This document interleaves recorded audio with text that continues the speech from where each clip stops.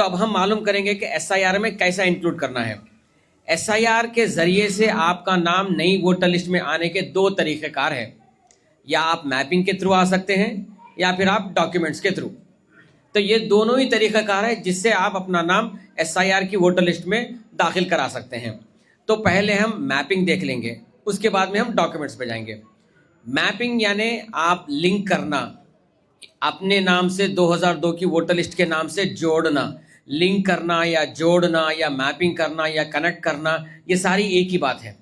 अब हम जब जा रहे थे दूसरे असेंबली कॉन्स्टिट्यूंसीज में, लोग बोल रहे हैं साहब आपका मैपिंग हो गया क्या? अच्छा आपका लिंकिंग होगा क्या? तो कोई बोल रहे हैं कि साहब हमारा लिंक हुआ लेकिन मैप नहीं हुआ। भाई लिंकिंग भी वही है, मैपिंग भी वही है, ठीक है। तो अब हम कैसा मैप करेंगे, कैसा लिंक करेंगे? तो अब की हमारी ये बार की सबसे लेटेस्ट वोटर लिस्ट है 2025 की। अभी 2026 में वोटर लिस्ट शाया नहीं की गई। तो 2025 की वोटर लिस्ट को बेस लिस्ट बनाएं। इसको किससे चेक कर रहे हैं? 2002 की वोटर लिस्ट से चेक कर रहे हैं। अब सवाल ये उठता है कि 2002 की ही वोटर लिस्ट क्यों? 2003 की भी हो सकती, 4 की भी हो सकती, 95 की भी हो सकती, 92 की भी हो सकती, 1990 की भी हो सकती। तो कई सारे लोग हमारे पास 1995 का कार्ड लेकर आ रहे हैं, साहब मेरे पास 2002 के पहले का है, मेरे पास 2000 का कार्ड है, मेरे पास 1990 का कार्ड है। लेकिन वो सारे कार्ड्स नहीं होंगे, आपका नाम 2002 की वोटर लिस्ट में ही रहना है। वो इसलिए क्योंकि पिछला एसआईआर 2002 में हुआ था। सारे हिंदुस्तान में 2002, 3 और 4 ये 3 साल के अंदर सारा एसआईआर हुआ था। और जो अब तेलंगाना का जो हल्का है उस टाइम पे आंध्र प्रदेश में था, तो ये हल्के में 2002 में हुआ था। इसीलिए हम 2002 की वोटर लिस्ट को इलेक्शन कमीशन ऑफ इंडिया ने बेस लिस्ट बनाया है। तो अब हम क्या करेंगे, हमारा नाम 2025 में है, वो नाम ले जाके 2000 में चेक करेंगे। अगर मिल जाता है तो हमारा नाम लिंक हो जाएगा, मैप हो जाएगा। जिनका नाम लिंक हो गया या मैप हो गया उनको डॉक्यूमेंट्स देने की ज़रूरत नहीं है, उनका नाम ऑटोमेटिकली आपकी 2026 की एसआईआर की वोटर लिस्ट में आ जाएगा। अब अगर मेरा नाम नहीं मिल रहा है तो मैं क्या करूँगा, किससे लिंक कर पाऊँगा? सिर्फ 6 लोगों से लिंक कर पाऊँगा। वो 6 लोगों में है मेरे वालिद, मेरी वालदा, मेरे दादा, मेरे दादी, मेरे नाना, मेरे नानी। तो ये 6 लोगों से ही मैं लिंक कर सकूँगा। तो आप देख लीजिए कि अगर आपका नाम, जो भी इलेक्टर है उनका नाम 2002 की वोटर लिस्ट में नहीं मिल रहा है, तो ये 6 लोगों का नाम ढूंढ सकते हैं, वालिद, वालदा, दादा, दादी, नाना, नानी। इन लोगों के नाम से भी आप लिंक कर सकते हैं। अब आप ये कहेंगे कि भाई मेरे बड़े भाई है, मेरा नाम नहीं आया, मेरे बड़े भाई का नाम आया, तो मैं मेरे बड़े भाई से लिंक कर सकता हूँ क्या? नहीं, ना आप बड़े भाई से लिंक कर सकते, ना आप कोई दूसरे रिश्तेदार से, चाहे वो चाचा रहो, चाची रहो, खाला, खालू, मामा, मामू, फुप्पा, फुप्पी, ताया, ताई, किसी से आप लिंक नहीं कर सकते। सिर्फ आप अपने वालिदैन से, दादा, दादी और नाना, नानी से ही लिंक कर सकते, या फिर अपने नाम से खुद लिंक कर सकते हैं। ठीक है, ये ज़हन नशीन कर लीजिए। हर जगह पे हमारे को यही प्रॉब्लम आ रही, लोग आके बोल रहे हैं कि साहब मेरे बड़े भाई से लिंक कर सकता हूँ क्या, मेरे चाचा से लिंक कर सकता हूँ क्या, मेरे ताया और मेरे वालिद साहब दोनों भाई थे ना, तो उनसे लिंक कर सकता हूँ क्या? नहीं, आप सिर्फ अपने नाम से लिंक कर सकते, या फिर अपने वालिदैन से, या दादा दादी, या नाना नानी से। ये बात हो गई। अब दूसरी बात ये है, कई जगहों पे हमारे को ये भी देखा गया कि लोग ये पूछ रहे कि साहब हमारे वालिद का नाम 2002 में था, अब उन्होंने इंतकाल हो गए, तो क्या मैं उनके नाम से लिंक कर सकता हूँ? बेशक कर सकते आप।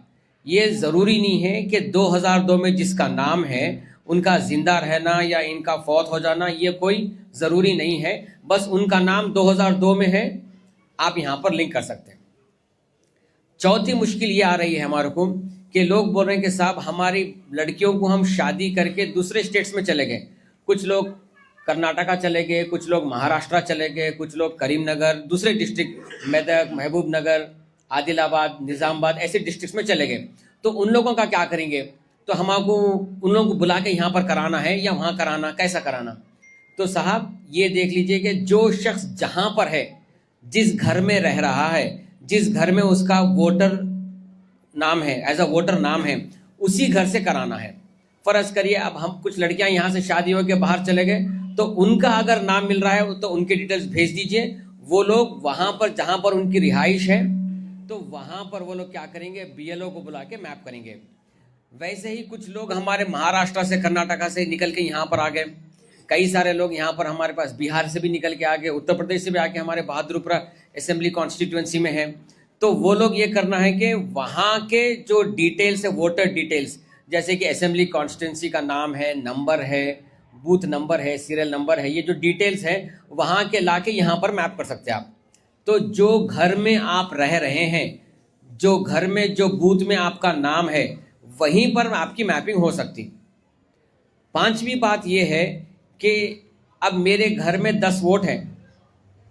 आप इलेक्शन के दिन देखे होंगे कि लोग आते, वोटर आईडी कार्ड ले लेके आते, ये बोलते कि साहब हमारे पास वोटर आईडी कार्ड है लेकिन हमारा नाम ये बूथ में नहीं है। कई सारे लोग आएंगे, बोलेंगे कि भाई मेरा नाम ये बूथ में है, मेरी बीवी का नाम वो बूथ में चले गया, ठीक है, मेरे वालदा वो बूथ में चले गए, सिर्फ मैं एक ये बूथ में हूँ, बाकी सब जो है सो हमारे घर से दूर वाले बूथ में चले गए। तो उसका क्या करेंगे? वो लोग कहाँ जाके वोट डालेंगे? वहीं पर डालना है। फर्ज करिए एक ही घर में 10 लोग हैं, लेकिन 5 लोग बूथ नंबर 1 में हैं और 5 लोग बूथ नंबर 15 में हैं। तो वो 15 के बूथ में जो इसका नाम है, वो लोग आके 1 नंबर बूथ में नहीं डाल सकते वोट। ये तो आपको मालूम है ना। इसी तरीके से मैपिंग भी, जहां पर आपका नाम है, जिस बूथ में आपका नाम है, उसी बूथ का बीएलओ आप मैप कर सकता। जैसे हम आपको बताया कि आपके घर में 10 वोट है, 1 नंबर बूथ पे 5 है, 15 नंबर बूथ पे 5 है, तो 1 नंबर का बीएलओ आएगा, ये 5 लोगों को मैप करेगा। फिर 15 नंबर का बीएलओ आएगा, फिर ये 5 लोगों को मैप करेगा। ठीक है। तो हमारे पास जमात ने आपको सर्च करने के लिए 2002 में कैसा सर्च करेंगे आप? आपको सर्च करने में काफ़ी मुश्किल होगी, हार्ड कॉपी रहेगी, पेपर रहेगा। अगर मैं आपको लिस्ट दे दिया तो आप ये लिस्ट में कैसा सर्च करेंगे? आप सारे नाम को ढूंढना पड़ेगा। कई सारे लोगों को ये नहीं मालूम, यानी अक्सरियत लोगों को ये नहीं मालूम कि 2002 में कहाँ रह रहे थे, डोर नंबर क्या था, उनका पार्ट नंबर क्या था, कॉन्स्टिट्यूंसी क्या था, ये भी नहीं मालूम। क्योंकि आज हम तो बहादुरपुर असेंबली कॉन्स्टिट्यूंसी में है, लेकिन ये हिस्सा हो सकता है इससे पहले 2002 में चंद्रायन गुट्टे में आता था, या चारमीनार असेंबली हल्के में आता था, या कोई दूसरे असेंबली हल्के में आता था, ये नहीं मालूम। तो हमारे पास, हमारे को अगर ढूंढना है तो काफ़ी मुश्किलात का सामना करना पड़ेगा। तो ये ढूंढने के लिए जमात की तरफ से एक ऐप बनाया गया है, जिसमें सहूलत है आपको। आप यूज़ करें इलेक्शन के टाइम पे, अपना वोटर स्लिप का ऐप यूज़ करें आप लोग। उसमें क्या काम करते थे आप? घर के सामने ठहरे, डोर नंबर देखे, डोर नंबर में टाइप करें, आपका वोटर स्लिप निकल जाती। हेलो दोस्तों और मोहतरम हज़रात, बहादुरपुरा कॉन्स्टिट्यूंसी में एक अहम प्रोग्राम मुनक़िद किया गया, जहां पर SIR स्पेशल इंटेंसिव रिवीजन से मुताल्लिक़ अवाम को तफसीली मालूमात दी गई। इस प्रोग्राम में सैयद मुश्ताक अहमद साहब, जो कि बैरिस्टर असदुद्दीन ओवैसी साहब के PA हैं, उन्होंने ख़ास तौर पर शिरकत की और अवाम को गाइड किया। साथ में बहादुरपुरा MLA मुबीन साहब भी मौजूद थे। मुश्ताक साहब ने कहा कि SIR प्रोसेस से घबराने की ज़रूरत नहीं है। AIMIM के वर्कर्स घर घर जाकर लोगों की मदद करेंगे। हर वोटर अपनी डिटेल्स वेरीफाई करे और डॉक्यूमेंट्स जड़ी रखे।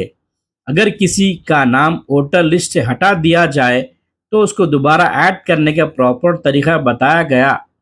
इस प्रोग्राम असल में एक अवेयरनेस कैंपेन था, जिसमें लोगों को समझाया गया कि वोटर लिस्ट रिवीजन एक नॉर्मल प्रोसेस है और इसमें हर शख्स को अपना हक लेना चाहिए। इस मौके पर पार्टी के लोकल लीडर्स और वर्कर्स भी मौजूद थे और उन्होंने भी आवाम को यकीन दिलाया कि हर पॉसिबल मदद की जाएगी। आप इस वीडियो को ज़्यादा से ज़्यादा लोगों में शेयर करिए ताकि उन्हें भी इसके बारे में मालूमात हासिल कर सके। वीडियो को लाइक करिए, चैनल को सब्सक्राइब करिए।